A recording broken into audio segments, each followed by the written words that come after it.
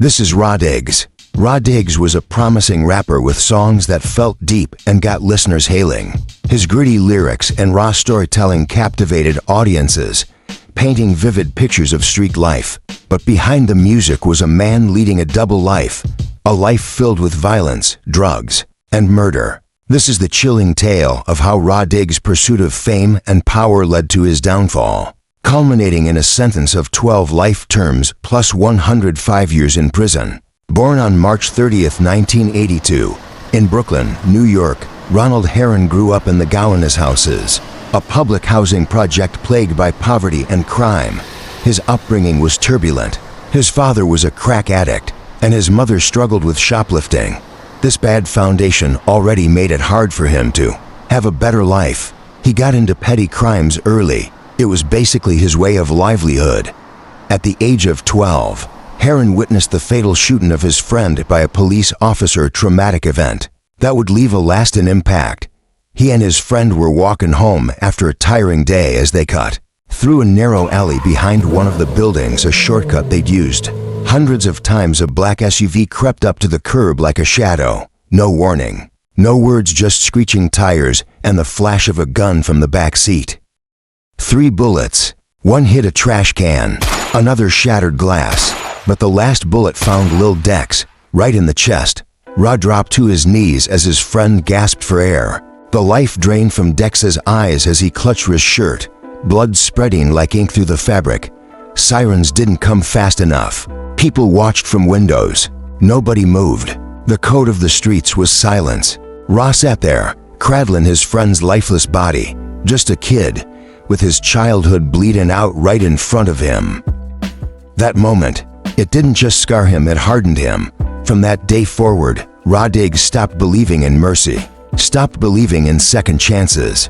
He didn't cry, not even at the funeral. Something in him died to that night, and what came back was something colder. By his teenage years, Herron had joined the Bloods gang and was deeply involved in criminal activities, including drug dealing and armed robbery. In 2001, he was arrested for the murder of Frederick Brooks, but was acquitted after witnesses refused to testify, allegedly due to intimidation. After serving a 6-year prison term for drug dealing, Herron was released in 2007 and began pursuing a career in music under the alias Rah Diggs. He collaborated with artists like Uncle Murda and Waka Flocka Flame, gaining attention for his authentic portrayal of street life. Rah Diggs' music was raw, often detailing violent encounters and criminal exploits. His YouTube channel, Vangadent, featured videos that blurred the line between art and confession, with lyrics that seemed to boast about real-life crimes. While his music career was on the rise, Herron continued his involvement in criminal activities. He led a faction of the Bloods gang known as the Murderous Mad Dogs, controlling drug operations in the Gowanus and Wyckoff Gardens housing developments. Herron's criminal enterprise was marked by extreme violence. In 2008, he murdered Richard Russo, and in 2009, he killed Victor Zapata, both in connection to his drug operations. These murders were carried out to maintain control and instill fear within the community. In October 2010, Herron's criminal activities caught up with him in the most unexpected way. It wasn't because of murder this time. He was arrested outside a nightclub for littering.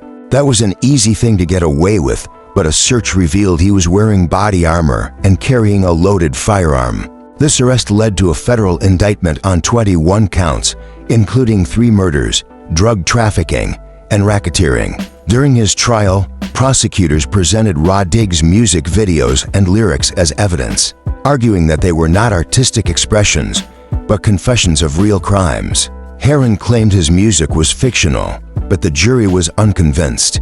One of the most damning pieces of evidence brought into the courtroom was his track Eulogy. The song, Dark and Raw, was laced with vivid references to gang life, retaliatory killings, and a cold indifference to death. Prosecutors zeroed in on it, claiming it wasn't just music, it was a confession wrapped in a beat. In one verse, Rah spits lines that eerily mirrored details of real murders that had occurred in his neighborhood, including names and locations that were never made public. To the jury, Eulogy didn't sound like fiction. It sounded like a victory lap after a bloodbath, and in a trial already weighed heavily by testimonies, surveillance, and his own social media posts. The song was the nail in the coffin.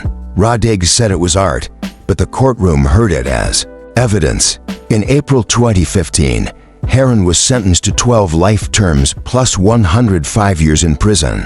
The judge cited his lack of remorse and the severity of his crimes as reasons for the harsh sentence. Herron is currently incarcerated at the ADX Florence Supermax prison in Colorado, known for housing some of the most dangerous criminals in the United States. What do you think about this punishment? Do you think it is unfair? Do you think Rodriguez deserves a second chance? Do you think he was just an unfortunate kid born into a life he couldn't control? These are just our opinions, but the court holds people accountable for their actions. If you found this story compelling, don't forget to like, comment, and subscribe for more true crime stories.